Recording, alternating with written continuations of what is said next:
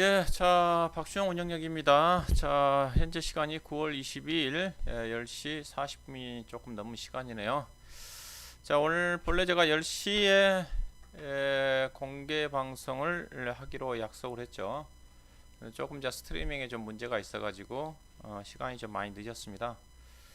중간에 들어왔다가 실시간으로 들어왔다가 제가 오늘 방송을 못할 것 같다고 그래가지고 나가신 분들 좀 많이 계셔서 현재는 지금 입장하신 분들이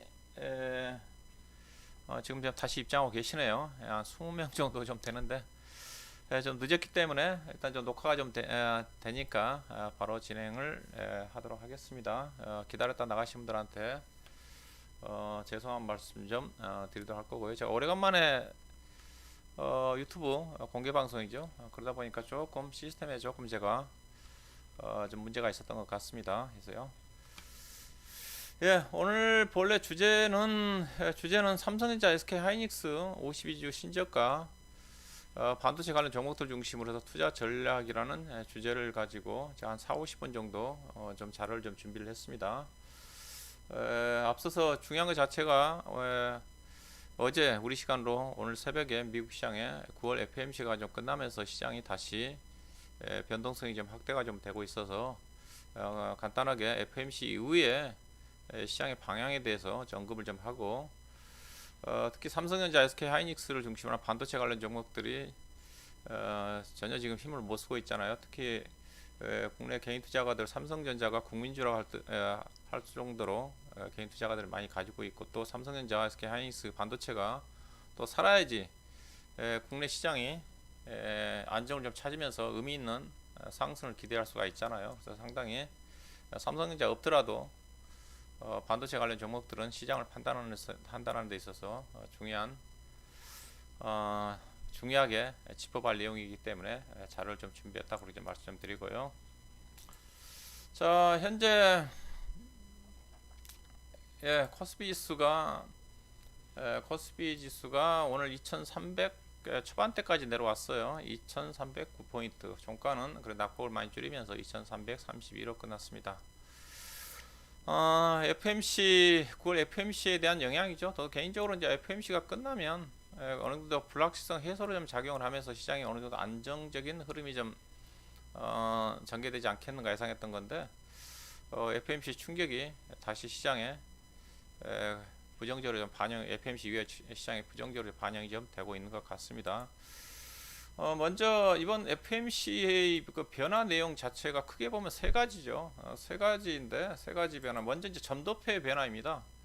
중요한 것 자체가 이제 기준금리는 예상했던 대로 75bp 금리 인상을 했죠. 75bp 금리 인상을 했고 시장에 영향을 받았던 것 자체는 중요한 것 자체가 이제 75bp 금리 인상 자체는 거의 뭐 시장 예상치가 80% 넘었기 때문에 기정사실화된 쪽이었고 향후에 FMC 9월 FMC 이후에 점도표가 어떻게 좀 변할지 이제 그게 이제 점도표 변화와 그 다음에 파월 의장의 발언 자체가 어떻게 반영이 좀 될지가 시장의 중요한 관전 포인트였었죠. 일단은 점도표를 보시다시피 이번 FMC 이후에 이제 변화된 상황 자체는 이제 기준금리 인상은 예상대로 나왔다고 그랬고 점도표가 조금 예상치보다 올라갔어요. 이게 제가 엊그제 이제 수요일날 방송할 때 원래 여기까지 반영이 돼 있다고 그랬거든요. 미국의 기준금리가 잭슨홀 미팅 이후에 잭슨홀에서 파월 의장의 발언 이후로 올해 연말에 기준금리가 연말에 기준금리가 당초는 3.5에서 4.25까지 올라갔고 그 다음에 최종적으로 연준이 이번 금리 인상 기간에 어디까지 금리 인상을 할지가 4.5 정도까지 반영이 됐다고 그랬어요. 근데 이번에 이제 FMC 이후에 점도표를 보게 되면 앞서 이제 표를 간단하게 요약을 하게 되면 이렇게 올라갔어요. 기준금리가 4.4 내지는 4.5 정도까지 올라갔고요. 4.5 정도까지 올라갔고요. 그 다음에 최종적으로 연준의 금리가 올해 연말은 4.4에 4.5지만은 내년도 2월달에 한 차례 금리를 인상을 하면서 4.6까지 올라갈 거다. 이게 이제 좀 변화된 부분이죠. 그러면 이제 국채 수익률이 10년물이 간밤에 3.60을 올라섰고, 그 다음에 2년물 국채 수익률이 4. 아마 05 정도까지 올라섰을 거예요. 그래서요. 이렇게 올랐으면서 나스닥 시장이 간밤에 다우 나스닥 시장의 공이 1.67% 정도 떨어졌죠. 그러면 나스닥 시장이 다우 지수가 약 8.5% 떨어졌고, 이게 잭슨홀 미팅 이후입니다. 잭슨홀 미팅 이후부터 그 다음에 이제 9월 13일 날 CPI 쇼크가 있었던 거니까, 그 다음에 나스닥 시장도 1.7% 정도 떨어지니까 대충 나스닥 시장이 아마 10.5% 떨어졌겠죠. 그 다음에 코스피 지수 오늘 영향을 좀 받아서 코스피 지수가 오늘 0. 코스피 지수 오늘 하락은 0.6% 하락이죠. 국내 시장은 코스피가 0.9% 정도. 그 다음에 코스닥 시장이 오늘 0.5% 정도 낙폭을 많이 줄였어요. 0.5% 하락하면서 우리 시장은 6.0% 정도의 영향을 받았어요. 이게 이제 잭슨홀 미팅 이후에 금융시장의 변화입니다. 국채금리는 1.0% 정도, 올해 연말에 금리가 100bp 정도 인상이 좀 됐고, 그 다음에 연준의 최종 금리는 0.75에서 0.95 정도까지 올라갔죠. 그 다음에 국채 수익률은 지금 0.57 정도까지 상승을 했고, 10년물이 그 다음에 2년물이 좀 많이 떴죠. 2년물이 뭐 계산해 보면 아마 0.70 정도 좀 올랐겠네요. 이런 또 금융시장의 변화가 좀 나타났다고 봐야 될 것 같은데, 그 다음에 이제 점도표가 예상치보다도 올라갔다. 기준금리 자체가 내년도 최종 금리 자체가 4.6까지, 올해 연말에 금리가 4.5까지 올라갔다. 그 다음에 일부 여기 점도표를 보게 되게 되면 상단이 내년도 4.75에서 5% 정도까지 금리를 인상할 거다는 연준 위원들의 한 6명 정도가 여기에 투표를 하고 있어요. 최종적으로 일부 연준 위원들 같은 경우 내년도에 4.75 내지는 4.5% 정도까지 금리를 인상을 해야 된다. 이런 특징이고요.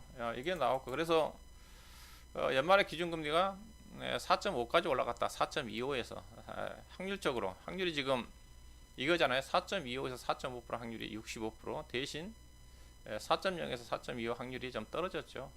이 변화가 있었고, 그 다음에 이게 앞서 점도표 변화 자체가 점도표가 4.6까지 올라갔고, 내년도 최종 금리 자체가, 그 다음에 일부에서는 이제 내년도 하반기에 한 차례 금리를 인상할 거다, 인하할 거다, 그렇다 전망이 있었잖아요. 근데 이번 FOMC 이후에 점도표를 보게 되게 되면 내년도 금리는 인하는 없을 거다. 또 파월 의장이 그렇게 발언을 했잖아요.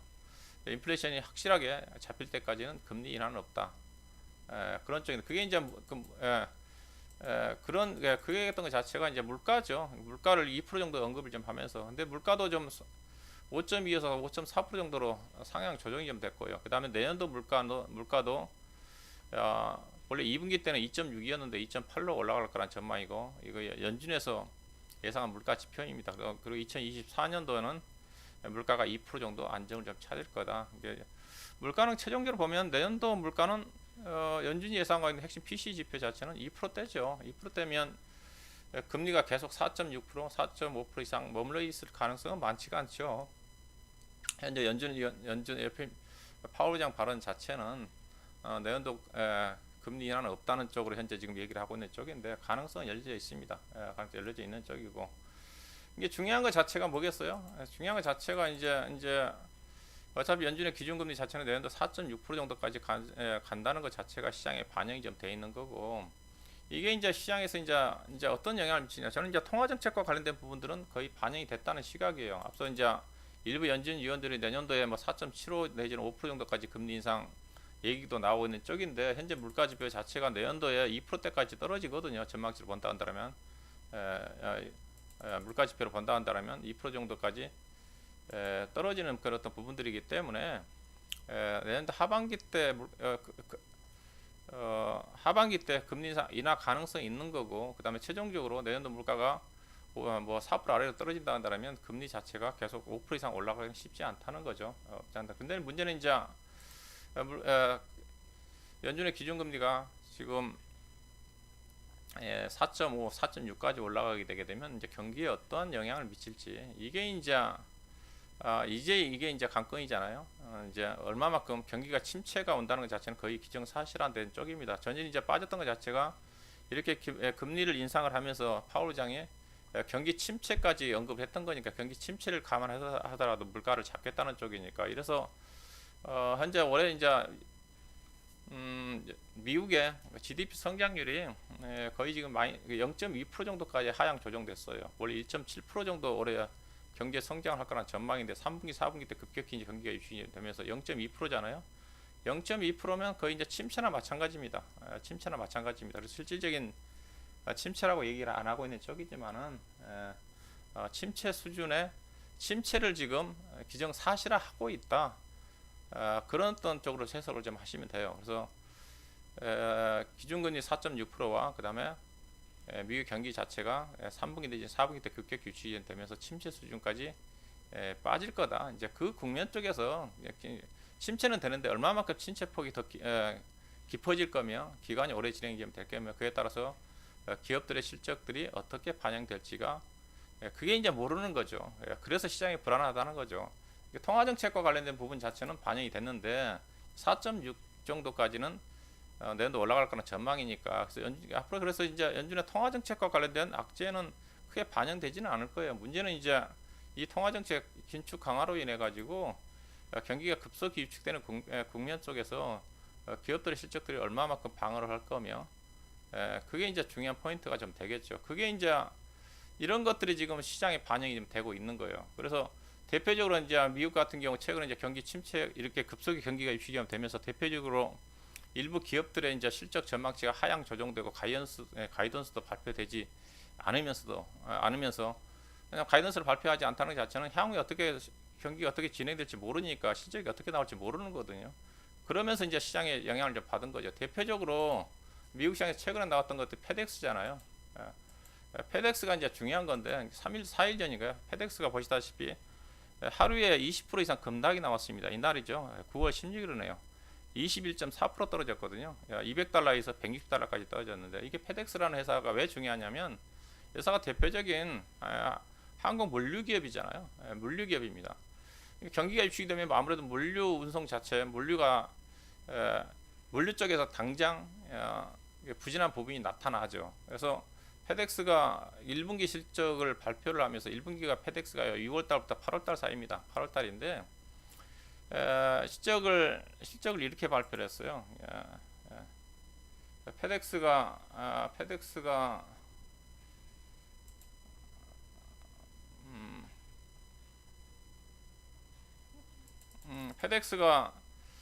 전망치가 5.14 주당 EPS 5.14였는데 3.44를 발표를 했거든요. 거의 예상치 대비해서 18약 19% 정도 안 좋게 발표를 하면서 그러면서 뭐라고 얘기하냐면 8월 달부터 급속히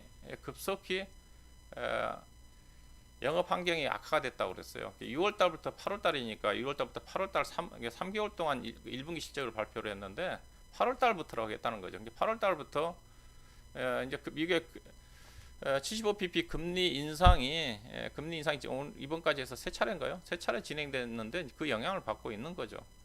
그러면서 페덱스로 따지면 이제 2분기 실적이라고 할 수 있는 9월 달부터 2분기 실적이 전망치를 안 내놓은 거잖아요. 이래서 미국 경기가 급속히 위축이 좀 되는구나. 그다음에 이틀 전인가요? 포드의 주가가 좀 급락을 했잖아요. 포드도 이제 물류 차질로 인해 가지고 비용 발생으로 인해 가지고 실적이 급속히 악화가 될 거다. 이제 이런 것들이 하나둘씩 불거지고 있는 거죠. 이게 해서 페덱스가 왜 중요하냐면 제가 오늘 이제 주제가 이거지 않습니까? SK 하이닉스라서 삼성전자와 관련된 52주 신저가 이게 이제 국내 기업들도 영향을 미치고 있는 거죠. 왜냐하면 페덱스하고 SK 하이닉스와 주가는 거의 똑같이 움직여요. 보시다시피 SK 하이닉스가 빨간 거고, 그렇죠? 그 다음에 이게 페덱스가 지금 파란색이죠. 페덱스 여기까지 내려왔어요. 근데 지금 페덱스하고 SK 하이닉스하고 함께 움직이느냐면, 페덱스가 항공 물류 기업으로 했잖아요.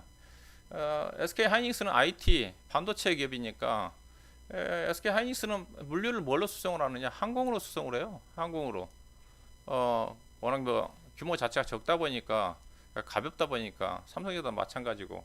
그래서 페덱스가 물류가 감소한다는 자체는 이런 IT를 중심으로 해서 물류가 급격히 감소하고 있다는 의미죠. 그래서 페덱스가 먼저 떨어지고 난 다음에 지금 하이닉스가 주가가 떨어지고 있는 거잖아요. 예, 하이닉스가 떨어지고 있는 거잖아요, 지금에서요. 거의 비싸게 이제 급락하고 있어요. 그 이제 페덱스의 실적 하향 조정된 이후에 이제 SK 하이닉스의 실적 전망치가 급속히 지금 전망치가 하향 조정이 좀 되고 있는 거죠. 조정되고 있는 거죠. 어느 정도 하향 좀 되고 있느냐? 보시다시피 SK 하이닉스 지금 가이던스예요. 이게 3분기하고 그다음에 올해 연간 실적을 제가 최근에 그 실적 전망치를 가지고 제가 올려놨는데, 근데 이거 여기 증권사 쪽에서 아직 여러분 HTS는 아직 반영이 덜 됐어요. 아직 지금 문제는 SK 하이닉스가 주가 떨어지고 있지만 아직도 반영이 안 됐다는 거죠. HTS가 여기가 이제 충분히 반영이 좀 돼야 되는데, 이게 이제 가이던스지 않습니까? 그래서 현재 지금 2조 6천억으로 내려와 있어요. 이 자료는 제가 3일 전 자료인데, 3일 전에 SK 하이닉스 영업이 2조 7천억인데 이제 조금 반영이 돼서 지금 가이던스가 한 1천억 정도 떨어졌네요. 2조 6,700억이지 않습니까? 2조 6,700억인데, 근데 현재 시장에서는 증권사 쪽에서는 1조 9천억 나올 거라는 거죠. 3분기 때. 3분기 때. 가이던스 대비해서 지금 이제 조금 내려왔으니까 엊그제까지만 한다 하더라도 3일 전은 30%인데 지금 아마 27%까지 떨어졌겠죠. 주가가 컨센이 조금 하향 조정이 좀 됐으니까. 그 다음에 문제는 내년도 실적이라는 거죠. 내년도 실적은 현재 가이던스가 8조 8천억 잡혀져 있는데, 이거 보시게 되면 이제 이것도 떨어졌죠. 8조 5천억에서 지금 한 300억 정도 떨어졌어. 3천억 정도 떨어졌어요. 지금 8조 5천 5백억인데 3일 전에는 8조 8천억이었어요. 했던 게 지금 8조 원대 8조 8천억대 이익이 3조 8천억 떨어진다는 겁니다. 이익이 반토막 나는 거잖아요. 이건 엄청나게 쇼크예요, 쇼크. 그렇죠? 삼성전자는 덜하죠. 7% 정도 하향 조정인데, 아무래도 삼성전자는 반도체 외에 스마트폰이라든가 그다음 가전이라든가 디스플레이 부분이 있으니까 상대적으로 반도체 가격의 하락에 따라서 어느 정도 안충적인 역할을 하고 있는 거죠. 왜냐하면 반도체가 이게 실제 하향 조정된 것 자체가 어제 오늘이 아닙니다. 이제 페덱스가 주가 떨어지면서 이제 반영이 되고 있는 거예요. 보시다시피 이미 디램 가격은 계속 떨어지고 있었어요. 디램 가격 보시다시피 현물 가격 보면 2월 달부터 해가지고 계속 8월 달까지 떨어졌다가 최근에는 어떠냐? 디램 가격은 약간 지금 행보예요. 이미 주가는 떨어져 있는데 이렇게 가격은 떨어져 있는 상태고, 이제 현물 가격이 떨어지면 이제 고정 가격도 떨어지는 거니까 이미 그래서 실적 하향 조정이 이미 됐다고 봐야 되겠죠. 근데 이제 페덱스의 실적 발표를 하면서 페덱스하고 반도체는 동조하니까, 그래서 지금 뒤늦게 지금 영향을 받고 있는 거예요. 반도체 가격이 최근에 떨어진 거 아닌데 이미 가파르게 2월 달부터 계속 떨어지고 있었던 건데, 그러면서 애널리스트 실적 하향 조정을 안 한 거죠. 안 한 겁니다. 그러다가 이제 최근 일부 증권사 쪽에서 실적 하향을 가파르게 조정하니까 또 페덱스의 주가 하락과 함께 그 영향을 받고 있는 거죠. 받고 있는 겁니다. 그럼 페덱스의 주가가 지금 어느 수준이냐? 페덱스 보시면, 페덱스가 보니까 지금 여기까지 내려왔잖아요. 그래서요. 지금 좀 간밤에는 약간 지금 반등이 나왔고, 현재 시간에 지금 약간 강보합이네요. 지금 미국 시장이 열렸죠. 시작하고 있는데 강보합인데 약간 거래가 좀 되고 있는 것 같네 보니까. 주가가 지금 얼마예요? 최근에 고점이 7월달에 7월달에 고점이 246달러 7달러가 지금 150달러니까 몇 프로 빠졌죠? 거의 60% 빠졌네요.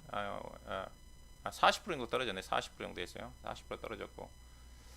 그러면 이제 SK 하이닉스가 주가가 동조한다 하니까 거의 비슷하더라고 보니까, 제가 이 회사 주가를 좀 봤더니 이 회사 길게 보게 되게 되면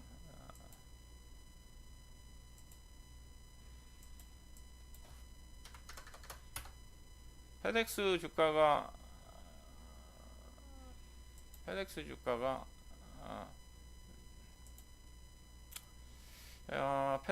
주가가 지금 현재 주가가 주가가 2007년도 2000년도 7월달 주가예요. 7월달 주가입니다. 2000년도 7월달 주가 수준까지 내려왔어요. 그러면 하이닉스 주가는 어떠냐? 하이닉스 주가도 오늘 52주 신저가가 나오면서 하이닉스 주가도 페덱스 주가가 현재 주가 페덱스 주가가 2007년도 2000년도 7월달 수준이라고 썼는데 그 수준이에요. 그 수준까지 8만 원이더라고. 8만 2천 원 정도 되더라고요. 이때가 되겠죠. 이때입니다. 이때 7월 달이잖아요. 7월 달 주가니까 이게 SK 하이닉스로 따지면 지금 8만 그 가격대가 지금 8만 2, 3천 원 정도 되는 수준이죠, 이제요. 실적 하향 조정은 그렇죠. 반도체가 이미 떨어졌기 때문에 실적 상승되기 때문에 하향 조정은 진작 됐어야 되는 게 뒤늦게 조정이 좀 되는 거고요. 그래서 일정 부분들은 그렇게 주가에 반영이 좀 됐어요. 제가 얘기 끝까지 들으시고 반영이 좀 됐어요.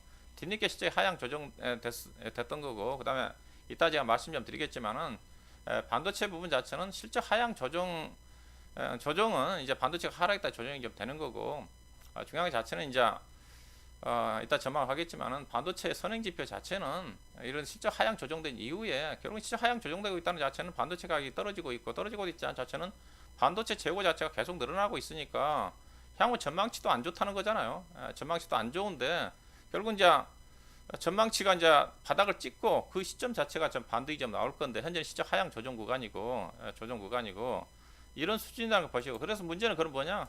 일단 그럼 어느 정도까지 실적 하향 조정되느냐가 중요하죠. 자, 먼저 SK 하이닉스 보면 이게 내년도 실적을 좀 보시게 되게 되면 이제 실적 전망 보게 되면 올해 실적은 지금 3분기, 4분기, 특히 이제 3분기, 4분기 때 가파르게 하향 조정이 좀 되는 거니까 가파르게 하향 조정이 좀 되는 거니까 당초 예상 실적보다 뚝 떨어질 거고요. 그다음 내년도 실적은 지금 영업이익 기준에서 3조 8천억까지 떨어집니다. 올해 10조 원이고 작년도 12조 원인데 그러면 내년도 예상 실적 기준 밸류 자체가 PER 25배거든요. 25배다. 그러면 주가가 싸지가 않죠. IT 기업이 PER이 25배다. 이걸 보셔야 되겠죠. 그럼 삼성전자는 어떠냐? 삼성전자는 제가 보기엔 아직 실적 하향 조정이 좀 더 돼야 될 거예요. 최근에 SK 하이닉스만 보고서가 좀 나오고 있는 쪽인데 삼성전자는 반도체뿐만 아니라 다른 사업 부분까지 있기 때문에 그 사업 부분에 대해서 애널리스트가 아주 추정을 못하는 것 같아요. 그래서 삼성전자의 어떤 실적 전망치가 안 나오고 있는 쪽인데 삼성전자는 상대적으로 실적 하향 조정 폭이 한 약 7% 10%라고 그랬으니까 지금 올해 영업이익 전망치가 분기 단위 분기로 본다 한다면 삼성전자가 지금 3분기 때 영업이익 전망치가 컨센이 13조 원이잖아요. 근데 12조 원인데 최근에 11조 8천억까지 나오고 있고요.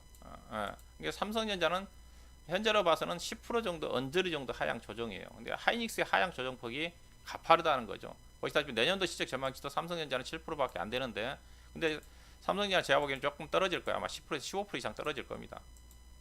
하이닉스의 실적 하락폭이 가장 가파르다. 그럼 삼성전자는 어떠냐? 삼성전자는 밸류로 보면 그렇게 상대적으로 SK 하이닉스에 비해서 양호하잖아요. 즉 내년도 예상 실적 보여주면 SK 하이닉스가 PER이 25배라고 그러는데 삼성전자는 10배 되는 수준입니다. 10배 되는 수준이죠. 근데 좀 더 하향 조정이 될 거라는 것을 염두에 두고 판단을 좀 해야 될 것 같고요. 그러면 이 정도까지 이제 하향이 조정이 좀 되고 있다. 그럼 주가가 어느 정도까지 반영이 되어 있느냐? 저는 밸류로 봐서는 아직 한 50% 정도 반영이 됐다고 봐요. 시장과 함께 좀 봐야 되는 건데, 현재 이게 최근 들어서 이제 며칠 전부터 좀 반영이 좀 되고 있는 거니까, 며칠 전부터 반영이 좀 되고 있고, 이미 우리 그 채팅창에서 올려놨다시피 어느 정도 반영된 부분도 있지만은, 이제부터 이제 애널리스트들이 이게 어느까지 떨어져야 되냐면요, 이 가이던스가 이게 다른데 더 이제 전망 보고서가 나와서 이 가이던스가 SK 하이닉스 가이던스가 아직도 많이 차이 난다고 그랬잖아요. 지금 2조 6천억인데 현재 시장에서는 지금 3분기를 기준으로 본다 한다면 1조 8천억 내지 1조 9천억이니까 아직도 지금 가이던스와 지금 전망치와는 지금 거의도 지금 27% 차이니까 10% 정도까지 줄어들어야 됩니다. 이게 그래서 이 가이던스가 어느 정도 내려올 때까지 만약 1조 8, 9천억이 나온다 한다면 2조 2, 3천억까지 떨어져야지 바닥이 나올 거예요. 분기로 따지면. 이게 좀 더 신뢰성의 전망치가 나오면서 이 가이던스 전망치가, 왜냐면 이제 여기저기 증권사 쪽에서 전망치를 가이던스 전망치를 내게 되게 되면 이 가이던스가 떨어지거든요. 그다음에 삼성전자는 아직 없은 게 최근까지 분석 보고서 나온 쪽은 전망치 나온 것은 두 개 정도밖에 안 나옵니다. 최소한 제가 보기에는 앞으로 네다섯 개 정도는 증권사 쪽에서 수정 전략이 수정 전망치가 나와야지 가이던스로 본다 한다면 어느 정도 반영됐다고 볼 수가 있는 거. 그래야지 시장에 충격이 없거든요. 만약에 여러분 생각해 보세요. 지금 이제 9월 달에 이달 끝나면 10월 첫째 주부터 삼성전자 실적 발표 시즌에 진입을 하잖아요. 근데 이 상태에서 삼성전자를 예를 든다 한다면 삼성전자 먼저 실적 발표하니까 삼성전자가 가이던스가 지금 3분기 때 13조 원 영업이익인데 13조 영업이익인데 만약에 11조 5천억 상태로 실적이 발표했다. 그럼 원익 쇼크거든요. 이게 계속 떨어져 가지고 삼성전자를 기준으로 본다 한다면 12조 한 3, 4천억 정도까지 떨어진 상태에서 만약에 11조 8천억이라든가 11조 5천억 정도 실적이 나와야지 충격을 안 받거든요. 충격을 안 받거든요. 이게 더 떨어져야 됩니다. 일단 전망치로 따지면 그 부분이고, 그 다음에 이제 중요한 것 자체가 반도체 이제 시장을 주가의 저점을 전망하는데 중요한 것 자체는 재고입니다. 재고. 이게 재고가 선행 지표거든요.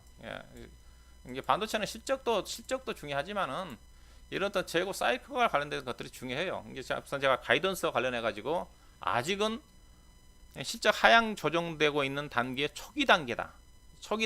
좀 더 일부 더 증권사 쪽에서 반도체 담당자들의 실적 전망 보고서가 좀 더 나오면서 실적 하향이 되면서 컨센 자체가 내려와야 된다. 그 다음에 이제 반도체 업황으로 따지면 중요한 것 자체가 지금 재고 자산이죠. 이게 재고 자산이 줄어들어야지 주가 바닥이 나오고 의미 있는 반등이 나옵니다. 이거는 거의 확실한 지표인데, 근데 지금 재고가 어떠냐? 지금 재고가 엄청나요. 지금 재고 계속 늘어납니다. 언제까지 늘어날 거냐? 4분기까지 늘어날 거예요. 현재 시장 전망치도 그렇고. 그러면 4분기까지 주가가 의미 있게 반등이 안 나온다는 거예요. 재고 자산 사이클을 본다 한다면 지금도 늘어나고 있고, 지금 경기가 급속히 위축되고 있으면서 스마트폰 판매를 중심으로 PC라든가 판매 자체가 좀 둔화되고 있기 때문에 반도체 수요 자체가 많이 최근에 경기 위축과 위축된 상태거든요. 그래서 재고가 계속 쌓일 수밖에 없어요. 재고 떨이를 3분기 내지 4분기 때 하면 그때 이제 바닥이 나올 거예요.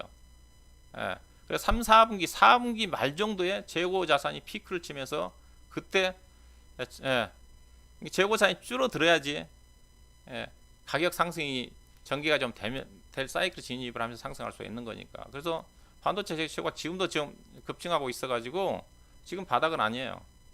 그래서 이 시기가 언제쯤을 보느냐? 올해 연말이에요. 빨라야 연말입니다. 그래서 지금 반도체 업황이 그래서 뭐라 그러느냐? 연말에 재고 자산 정리가 끝나면서 내년도부터 재고가 줄어들면서 회복되기 시작해서 반도체 가격이 올라간 시점 자체는 내년도 하반기입니다. 이게 반도체 가격은 내년도 하반기 정도에 돌아설 거란 전망이니까. 근데 이제 재고가 줄어들면서 시장은 주가는 바닥을 형성을 하는 거니까. 이게 재고 자산으로 본다 한다더라도 4분기고요. 그다음 앞서 최소한 3분기 실적 컨센이 하향 조정이 좀 되면서 4분기도 자연히 하향 조정이 좀 되겠죠. 그래야지 바닥이 나오죠. 그래서 내년도 하반기 때 반도체 가격이 그것도 확실하지가 않아요. 반도체 산업을 업황을 예측한다는 자체는 주식시장을 전망하는 것하고 똑같다고 그랬어요. 시향산업입니다. 그래서 반도체 같은 경우 시향산업이기 때문에 워낙 시향에 따라서 변동성이 크잖아요. 거의 실적 자체가 불과 2개월, 3개월 사이에 실적 전망치 자체가 반토막 나버리니까. 그래서 반도체 관련 종목들은 시장에서 멀티플 프리미엄을 못 받죠. PER을 SK 하이닉스 같은 경우는 10배 이상 평가를 못 받는 거죠. 그래서 PER 5배, 6배 주가가 싸다고 얘기를 하는데 워낙 변동성이 크기 때문에 PER이 PR 단위로 보시게 되게 되면 이거잖아요. SK 하이닉스 같은 경우는 지금 여기에 나와 있는 거 SK 하이닉스 PER이 지금 몇 배예요? 지금 이제 떨어져서 삼성전자인데 SK 하이닉스 같은 경우는 지금 5배, 6배일 거예요. 지금 이제 올라가서 7.6배네요. 7.6배인데 이게 7.6배인데 이게 지금 실적 반영되지 않았다고 그랬잖아요. 반영된 걸 감안하면 SK 하이닉스 반영된 걸 감안하면 이거죠 지금. 반영된 걸 감안하면 지금 10.7이고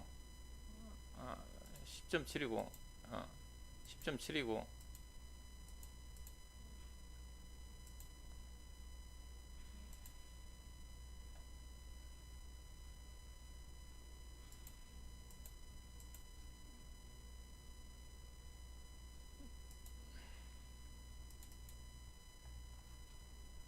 내년도죠.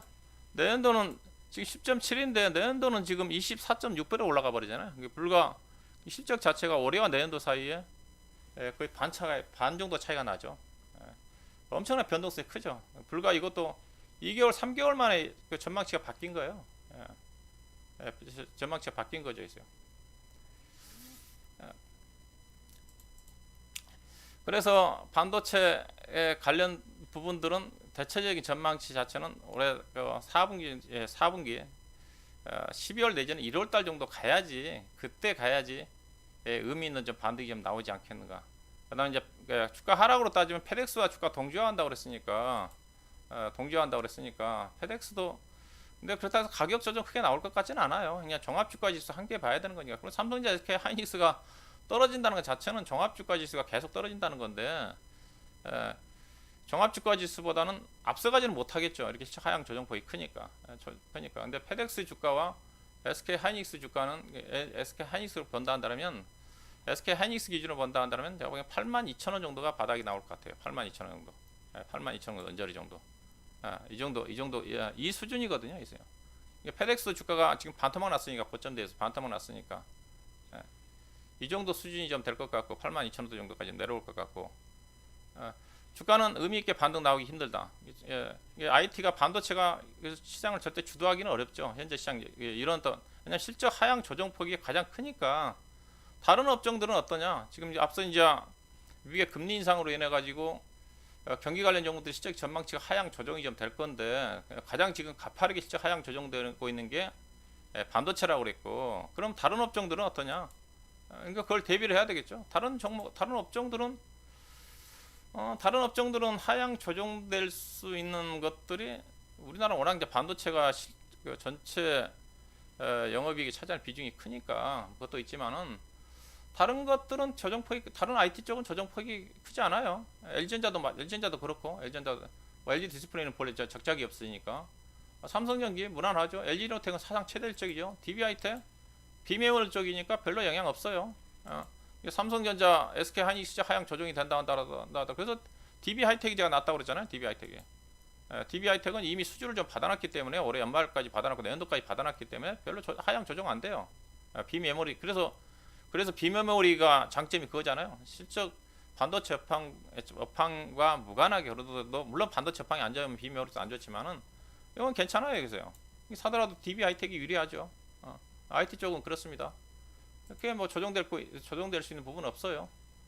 그 다음에 이쪽에 있는 뭐 성장주들이니까 LG화학이라든가 삼성 SDI 시장 하향 조정되지 않죠. 셀트리온이라든가 네이버라든가 해봐야 뭐 10% 언저리겠죠. 경기가 안 좋다 한다 하더라도 은행주 당장은 이제 부실채권이 얼마나 나오면 이제 부실채권이 이제 경기가 안 좋아지면서 기업들 부도나면 이제 그때부터는 금리 인상으로 인한 예대 마진폭 증가보다는 이제 부실채권 증가로 인한 손실이 증가될 수가 있기 때문에 은행주는 현재로 봐서는 괜찮지만은 내년도 만약에 경기가 안 좋아서 기업들 부실채권이 늘어나면 은행주는 실적 감소로 정향이 되겠지만 영향 크지는 않죠. 증권주 뭐 원래 올해 실적 안 좋으니까 자동차는 실적 증가죠.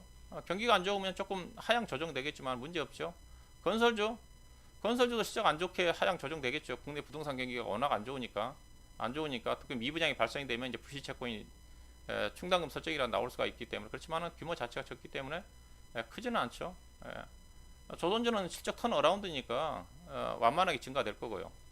철강주가도 뭐 포스코 같은 게 최대일적이지만 현재 봐서는 실적 하향 조정이 크지는 않습니다. 철강 가격 문제로 봐서는 10% 20% 정도까지 하향 조정될 수가 있어요.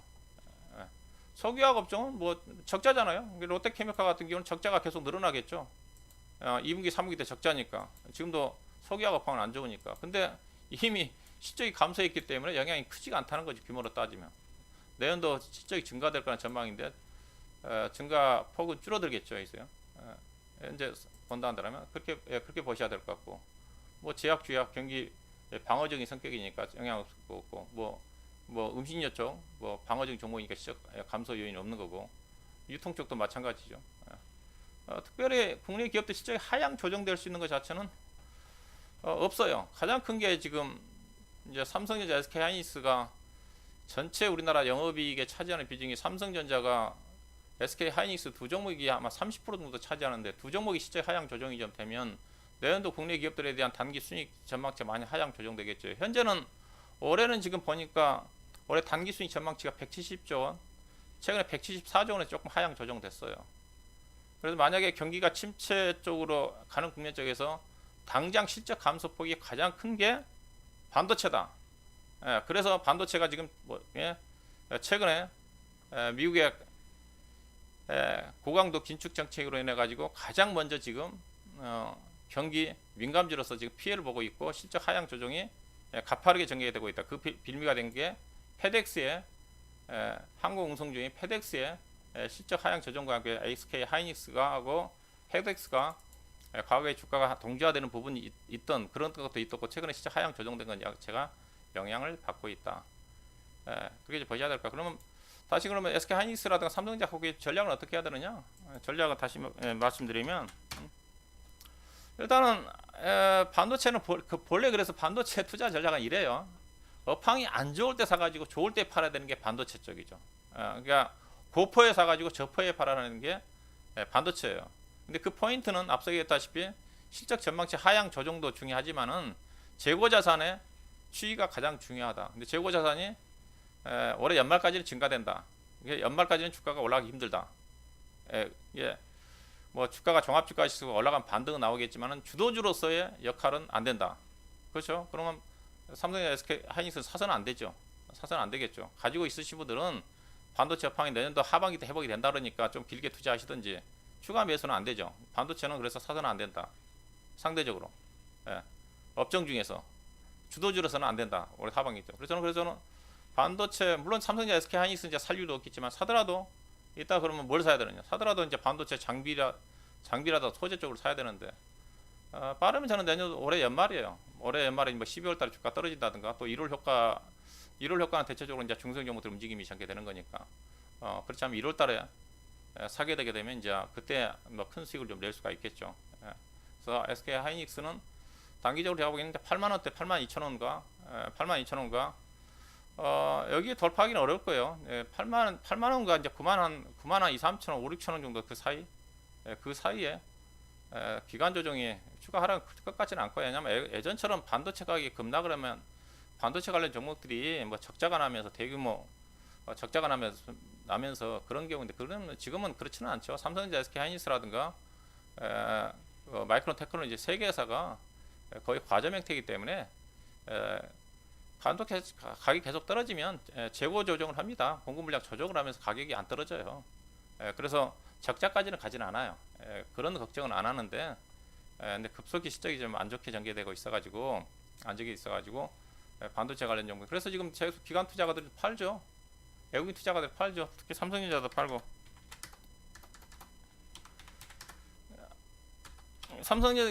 삼성전자라든가 이제 SK 하이닉스 같은 경우도 이게 봐야 되는 것 자체가 외국인 그 지분율이죠. 지분율이 좀 중요합니다. 이게 팔 만큼 제가 그래서 주가가 제가 이제 종합주가 지수 지금 2300이고 제가 시장에 대해서 얘기를 안 했는데 시장 2300포인트 아래로 쉽게 안 내려갑니다. 내려가지 않습니다.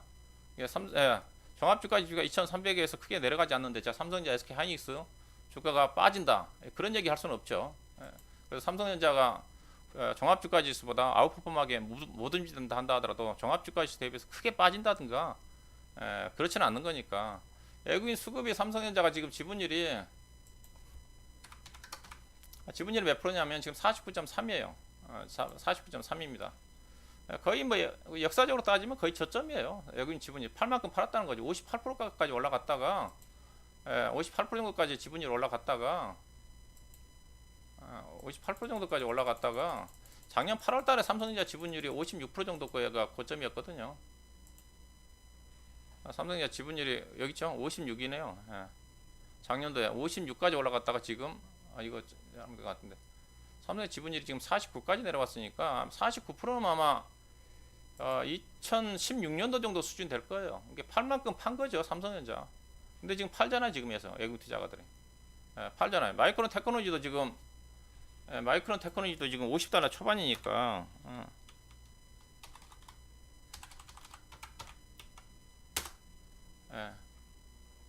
마이크론 테크놀로지가 지금 반영이 좀 되고 있는 거죠.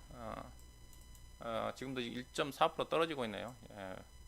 현재 지금 미국 시장 거래되고 있는데 이거 지금 뭐 실시간일 겁니다. 있어요. 그렇죠? 지금 1.2% 떨어지고 있어요. 미국 시장도 지금 마이크론 테크놀로지가 신저가잖아요. 지금 신저가는 52주 신저가잖아요. 있어요.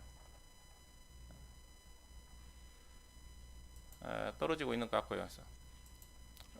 그래서 반도체 삼성전자, SK 하이닉스 가지고 계신 분들 홀딩 하시고요. 굳이 지금 살 필요는 없다. 사더라도 다른 것도 후행적으로 갈 수밖에 없기 때문에 그냥 가지고 계신 분들은 내년도까지 뭐 가져가시던지 보고 가셔야 될 것 같고, 지금 삼성전자는 개인적으로 주가 빠지는 것 자체는 52,000원까지 내려올 거예요. 52,000원 정도, 51,800원. 앞서 SK 하이닉스는 82,500원. 82,500원 정도 저점. 반등이 나와도 삼성전자 같은 경우는 6만원 넘어가기 힘들죠. 삼성전자는 어떻게 매매해야 되겠어요? 5만원과 6만원 사이 매매니까 단기 매매한다는 52,000원대 사서 58,000원에 팔고, 그렇죠? 단기적으로 매매하신 분들은 6,000원, 52,000원대 초반 사서 58,000원대, 58,500원, 58,000원대 팔고, 장기 투자하신 분들은 내년도로 그냥 가져가야 되는 거야. SK 하이닉스는 82,000원대, SK 하이닉스는 좀 더 하방이 열려져 있어요. 82,000원대 사서 82,000원 사서 92,000원 정도 매매. 그 정도에서 현재 시장 여건을 감안하면 매매를 좀 해야 되지 않겠는가. 일단 좀 그렇게 좀 보시면 되겠죠. 그래서 반도체가 당분간 시장 대비해서 약세를 보일 것 같다. 재고 자산으로 봐서는 최소한 4분 정도까지는 주가가 의미 있게 반등하기 힘들다. 매수 시점은 개인적으로 12월 말 내지는 내년도 1월 달이다.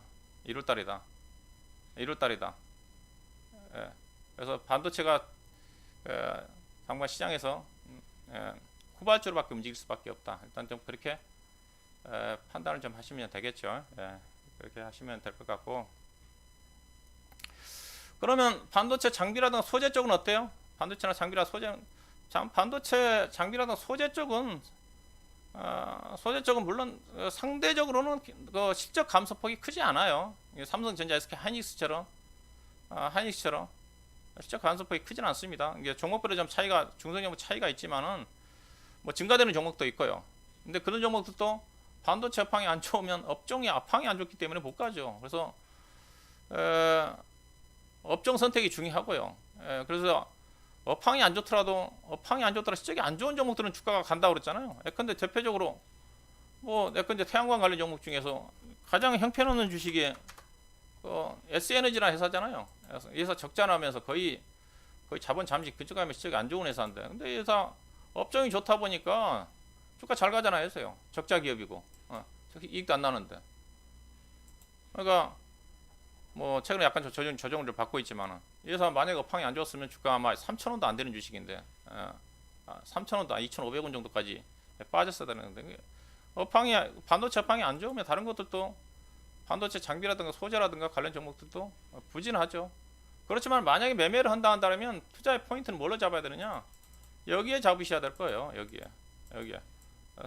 여기에 관련 종목을 좀 보시고, 여기에 이제 관련된 부분 자체가 삼성전자가 탄소 중립을 선언했잖아요. 3, 4일 전입니다. 3, 4일 전 12월 16일인가요? 9월 16일인가 탄소 중립을 선언해서 이게 상당히 영향이 크죠. 근데 이게 지금 최근에 시장이 조정을 좀 받고 있고, 특히 탄소 중립과 관련된 부분 자체가 신재생에너지 정책인데, 특히 이제 태양광 관련 종목과 태양광 관련해 가지고 태양광 사업자 비리 조사 때문에 이것 때문에 주가 못 가고 있는 게, 이게 엄청난 재료거든요. 삼성전자가 탄소 중립을 선언했다. 탄소 중립이라는 것 자체가 삼성전자가 기업 활동을 하는 데 있어서 필요한 전력을 신재생 에너지를 100% 사용을 하겠다는 거잖아요. 신재생 에너지라는 것 자체는 태양광, 풍력, 수소, 바이오 연료, 그다음에 수력, 그거에 해당이 되죠. 원전은 해당이 안 됩니다. 이게 여기에 이제 에너지도 관련이 돼 있고, 앞서 이제 여기에 삼성전자 이제 장비 회사들과 관련해 가지고 공정처리, 여기 있잖아요. 공정처리 효율 높이고 폐열 및 전기 연료 및 검토. 여기다 미세먼지 및 감지 제거 기술 이런 것들. 그러니까 삼성전자가 전력도 사용을 해야 되겠지만은 반도체를 만드는 데 있어서 여러 가지 환경 오염 물질을 많이 발생시키잖아요. 미세먼지도 그렇고 그다음에 유해가스라든가 이산화탄소를 많이 발생을 시키잖아요. 그걸 그러면 공정 설비를 친환경 설비로 교체를 해야 되겠죠. 이런 것들. 태양광 시장에도 영향을 미치지만 이게 삼성전자가 전력을 얼마만큼 사용하고 있냐면요. 보시다시피 지금 글로벌 전력 사용량 1위가 삼성전자더라고. 저도 깜짝 놀랐어요. 이 표를 보고. 미국에 있는 구글 알파벳, 대만의 TSMC, 그 다음에 서울시. 이게 서울시 가정용 전력보다 삼성 그룹이 사용하는 전력 사용량이 더 높아요. 1.8배가 높더라고. 이게 아마 서울시는 가정용 대상일 거예요. 가정용. 어마어마한 전력을 사용을 하고 있는데 이걸 다 신재생에너지 알리 100에 삼성전자 가입을 했잖아요. 알리 100에 가입을 하면서 알리 100에 가입하는 것 자체가 뭐예요? 알리 100을 그동안 삼성전자가 되게 미뤄왔거든요. 미뤄왔습니다. 워낙 이거 가입을 하게 되면 어마어마한 신재생에너지 쪽에 투자를 해야 되고 또 공정 설비라든가 교체하는데 비용이 많이 들어가거든요. 이제 알리 100에 가입한다는 자체는 그 알리 100 가입이 민간 단체에서 조직한 그런 쪽이잖아요. 이거 신재생 2000 아마 거기에 가입돼 있는 회사들이 지금 어디 뭐 대부분 다 거기 지금 한 375개 글로벌 375개의 기업이 가입해 있어요. 미국에 있는 구글, 애플 알파벳을 중심으로 해가지고 우리나라는 본래 보시다시피 작년도까지 별로 가입을 안 했거든요. 작년도 제가 이제 신재생에너지 시장 분석할 때 그때 몇 개 SK 중심으로 몇 개 가입을 안 했는데 올해 가입을 많이 했더라고. 인천공항 현대유와 현대모비스 중심으로 해서 이거 가입을 안 하면 어떻게 되느냐? 이게 어마어마하게 기업 활동에 영향을 미쳐요. 이게 신재생에너지 사용을 안 하게 되게 되면 이제 향후에 수출을 하는데 상당히 지장을 받을 수밖에 없습니다.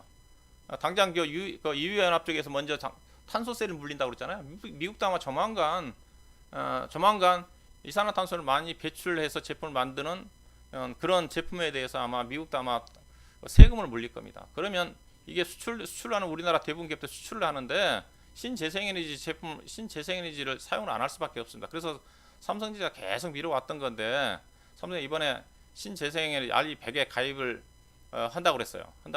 이게 가입을 하게 되면 그 목표 자체가 2030년도까지 신재생에너지 사용 비중을 아마 60%인가요? 그다음에 2050년도에 이제 100%를 맞춰야 되는 거니까 계속 투자를 해야 되겠죠.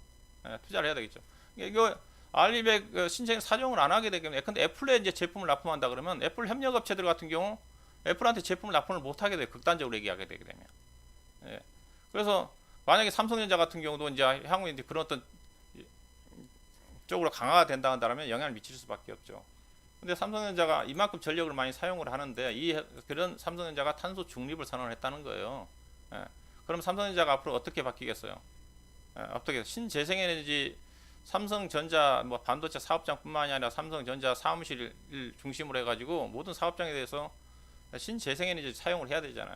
그러면 일단은 신재생에너지 관련해 가지고 최근에 이제 정부 정책 자체는 지금 태양광 관련해서 사업자 조사를 하고 있지만 신재생에너지 사업 자체는 계속 늘어날 수밖에 없어요. 이런 식으로 바뀐다는 거죠. 대표적으로 구글도 지금 알리100에 가입돼 있는데 구글의 본사거든요. 구글의 본사가 지금 다 태양광 패널로 바뀌었잖아요.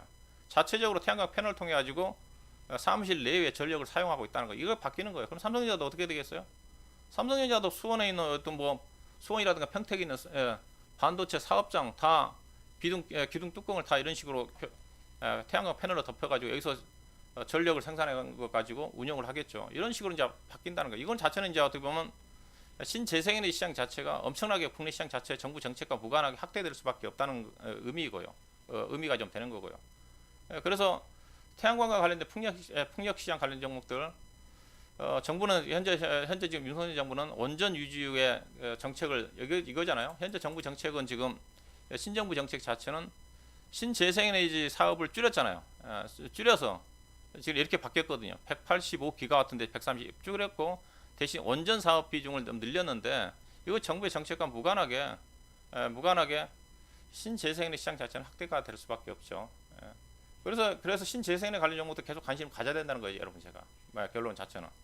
그리고 삼성전자는 반도체 가격이 하락했다 시장이 안 좋지만은 삼성전자 탄소 중립 선언과 관련해 가지고 삼성전자 사업장 내에서 반도체를 만드는 공정 과정 쪽에서 유해가스라든가 여러 가지 오염 물질을 배출하는 기업들 자체는 설비의 교체 작업이 진행이 좀 되겠죠.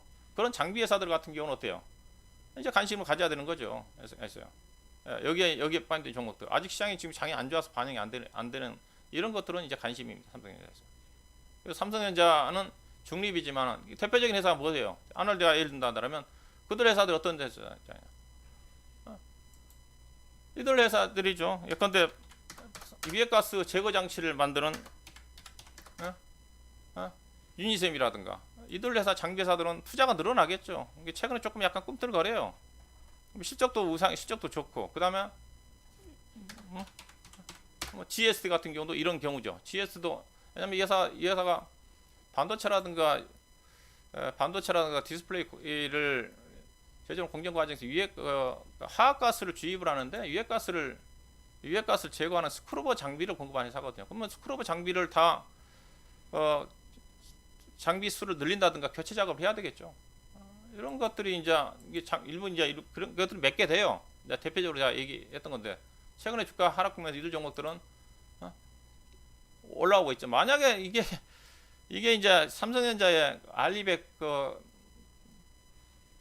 가입과 탄소 중립 선언 이슈가 시장이 괜찮았고 그다음에 정부에서 현재 지금 태양광 관련 비리 조사가 없었으면 이게 엄청난 호재로 작용했을 겁니다. 신재생에너지 시장 자체가 그래서 태양광 풍력 시장 자체는 테마가 아닙니다. 현재 정부가 무관하게 글로벌 시장 자체는 유럽 같은 경우는 선진국 중심으로 신재생에너지 비중 자체가 50%가 넘어요. 우리나라는 보니까 작년 11월달 기준 7%밖에 안 됐거든요. 7% 가지고 삼성전자도 사용을 못할 정도예요. 우리나라 신재생 시장 자체가. 그래서 이런 삼성전자 탄소 중립 선언과 관련해 가지고 신재생에너지 시장 자체가 계속 확대될 수 있는 부분과 그다음에 삼성전자의 탄소 중립 관련해 가지고 사업장 내에 여러 가지 공정 설비, 친환경 설비로 교체하는 과정 쪽에 수혜를 받을 수 있는 종목들 여기 나오잖아요. 뭐 탄소 포집과 관련된 것도 적용이 가다. 그럼 탄소 포집 관련 회사들이 어떤 것입니까? 관련 있죠. 탄소 포집 관련 종목들, 유니드라든가 뭐 관련된 종목들 여기에서 투자 아이디어가 많습니다, 여러분요. 그래서요. 시장이 안 좋아서. 근데 이들 종목들이 아까 유니셈이라든지 종목들이 실적 저는 이제 유니셈보다는 제가 여러분들한테 뭐 이들 종목들 어때요? 실적은 상향이에요. 물론 이제 반도체 업황이 안 좋아 투자 자체가 미뤄질지 모르겠지만은 이들 종목들은 삼성전자 실적은 곤두박질을 칠지 모르겠지만은 SK 곤두박질 칠지 모르겠지만 이들 종목 실적 상향입니다. 이런 것들도 투자 아이디어로 GS 같은 경우도 삼성전자 SK하이닉스 반도체 업황에 따라서 실적은 곤두박질 치지만은 물론 이들 회사도 전망치고 떨어질 거예요. 아마 삼성전자 SK하이닉스 실적이 안 좋으면 투자를 좀 미룰 수가 있는 거니까. 근데 이들 회사도 스크루버 장비잖아요. 칠러라든가 스크루버 장비, 가스라든가 배기 유해가스를 정하는 장비거든요. 이들 회사는 삼성전자는 제가 보기에는 이게 탄소 중립 선언으로 인해 가지고 앞으로 비용이 많이 들어갈 겁니다. 아마 수조 원이 들어갈 거예요. 투자를 해야 되기 때문에. 삼성전자 이것 때문에 투자를 머무르거든요. 근데 안 할 수밖에 없다고 그랬죠. 신재생에너지 쪽 이것 때문에 워낙 비용이 많이 들어가니까 그동안 탄소 중립 선언이라든가 R200 가입을 머뭇거렸는데 삼성전자가 마지막으로 가입을 선언했다는 거죠. 2050년도까지 탄소 중립 선언했다. 그러면 삼성전자가 앞으로 어떤 식으로 펼칠 거죠? 사업장 내에 반도체 생산이라든가 건물 사용하는 데 있어서 에너지를 신재생에너지로 바꿀 거고 그리고 사업장 내에 친환경 설비로 교체 작업을 서둘러서 교체를 하겠죠. 교체를 하겠죠. R200 가입을 하게 되게 되면 1년마다 검증을 받게 돼 있거든요. 얼마만큼 단속을 했는지. 이런 것들을 포인트로 좀 보시면 되지 않겠는가. 그렇게 좀 보시면 될 것 같습니다. 네. 자, 오늘 제가 준비한 지금 11시 37분이네요. 오늘 자 방송을 원래 10시에 시작을 하려고 했었는데 좀 스트리밍에 문제가 있어가지고 10시 한 40분에 시작을 해가지고 약 한 1시간 정도 방송을 좀 진행했네요. 늦은 시간이기 때문에 이 정도로 좀 말씀 좀 드리고 그리고 이제 앞으로 이제 공개 방송은 또 제가 좀 이제 좀 제가 한 20일 정도 쉬었죠. 이제 10월 달부터 다시 좀 시작이 좀 할 것 같고요. 또 중간중간에 이번 주 아마 일요일도 아마 방송할 것 같은데 다음 시간에 더 좋은 정보를 가지고 찾아뵙는 시간을 갖도록 하겠습니다. 자, 오늘 늦어서 여기까지 하도록 하겠습니다. 자, 고맙습니다.